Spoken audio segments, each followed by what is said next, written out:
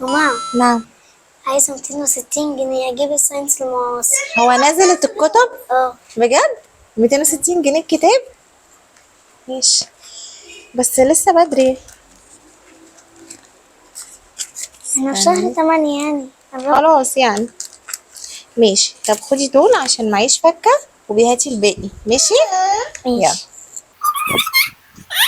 مم. ماما، نعم. عايزة كمان 260 جنيه أجيب الميس المعاصر بتاع كتاب سنة رابعة. نزل؟ هو أيوة، ايه كله ورا بعض؟ واحنا في شهر ماس 8 وساينس. يعني فاضل شهر. ماشي، اتفضلي. شكرا. ماما، نعم. عايزة 120 جنيه أجيب كتاب الأضواء العربي. هو في ايه الاسعار دي السنة دي؟ 120 جنيه العربي اللي هو العادي خالص ب 120 جنيه؟ أيوة. انا مش عارفة ايه ده، صعبة قوي الاسعار السنة دي بصراحة. اتفضلي يا ستي. مش عارفة انا ايه ده، انتوا سنة رابعة ولا ثانوية عامة؟ انا مش عارفة ايه الاسعار دي، 160 120 و260 وايه ده؟ ماما، أنا عايزة نعم. كتاب الجيم ب150 جنيه، الميس المرة دي طلبته.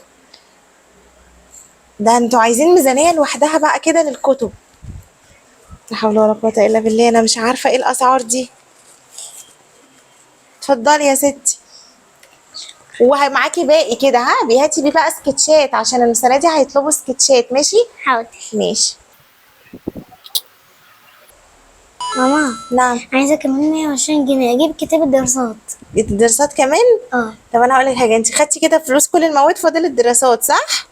طب هاتي كده الفلوس اللي انا اديتها لك. مفيش غير كده بقى، دي كده كل الفلوس اللي انا اديتها لك صح؟ بتاعت الكتب كلها صح كده؟ انا هقول لك بقى حاجة من الاخر. ايه؟ قومي كده، خشي يا بنت على المطبخ اغسلي المواعين جوه، مفيش دراسة خلاص، مش هنقدم على سنة رابعة خلاص. ماشي؟ عايز كتاب الحضانة. عايز ايه؟ عايزة كتاب الحضانة. كتاب للحضانة؟ انت كمان عايز فلوس عشان كتاب الحضانة؟ حتى انت. السلام عليكم ورحمة الله وبركاته، ازيكم عاملين ايه؟